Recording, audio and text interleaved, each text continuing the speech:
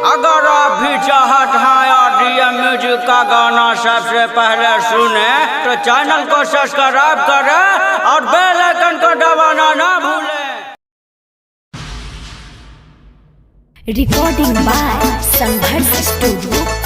रविशंकर भैया जिंदाबाद जिंदाबाद जिंदाबाद। रविशंकर भैया जिंदाबाद जिंदाबाद जिंदाबाद। क्यों परे हो चक्कर में कोई नहीं है टक्कर में।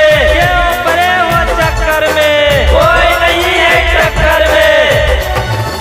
हमारे रविशंकर भैया गाड़ी बन के जाना माधियाना मादिएंगे बाईनी। हमारा रविशंकर भैया गाड़ी बन के जाना माधियाना मादिएंगे बाईनी। कर्मंग संख्या 5 पर बाटा दबाई के विजय बनाएंगे बाईनी। कर्मंग संख्या 5 पर बाटा दबाई के जिताइए दिएंगे बाईनी। आपका बटन कहाँ दबेगा बरगद छाप जहाँ रहेगा। आपका बटन कहाँ दबेगा बरगद छाप जहाँ रहेगा। जीते गए भाई जीतेंगे रविशंकर भैया जीतेंगे। जीतेंगे भाई जीतेंगे रविशंकर भैया जीतेंगे। डूबते पंचायत के उगते सूरज के किरनिया जिनके बाईनी।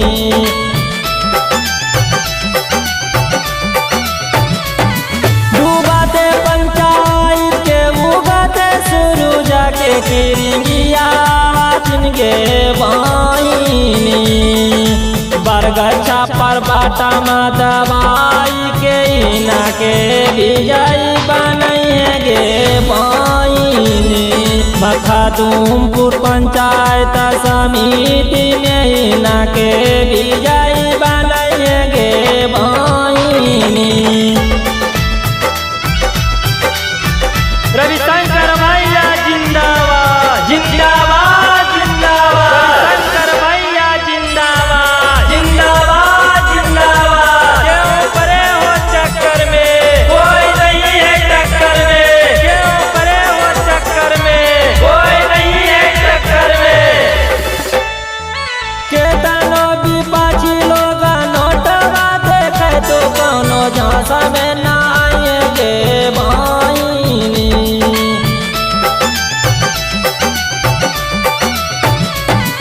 केतनो विपक्षी लोग नोटवा देखे तो कोनो झांसा में ना आएंगे बाईनी। बरगछा पर बाटा दबाई के इना के विजयी बनाएंगे बाईनी। कर्मंग संख्या 5 पर बाटा दबाई के विजयी बनाएंगे बाईनी।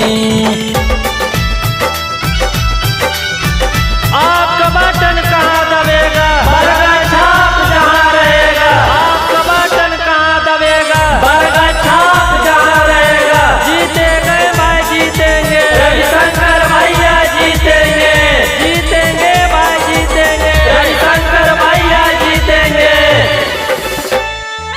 माजा दूर की साला दलित परिवार के हकवा दिल बजनगे बाईनी।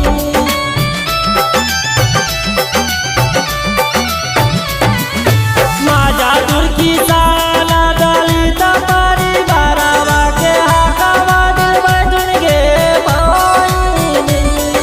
बरगछा पर बाटा दबाई के इना के विजयी बनाएंगे बाईनी।